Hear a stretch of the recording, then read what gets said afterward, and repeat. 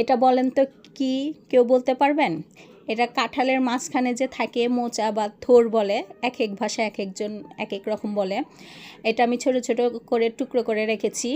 তারপর একটা ফ্রাই প্যানে আমি রসুন, শুকনো মরিচ, পেঁয়াজ ভালো করে লাল করে পানি দিয়ে আদা রসুন দিয়ে ভালো করে এটাকে কষিয়ে নিব।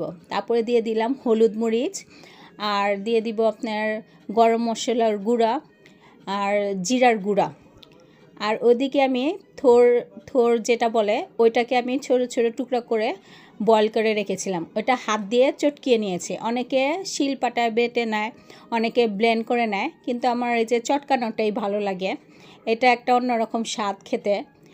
ভাজি বলেন, ভর্তা বলেন, এক একজন এক এক ভাষা যেটাই বলেন সেরকম লাগে খেতে। তো আমি এখন পানি দিয়ে এটা আরেকটু বয়েল হতে দিব। পানিটা যখন শুকিয়ে এসেছে তখন এটা আমি তেলের মধ্যে একদম ভাজা ভাজা করে ফেলবো।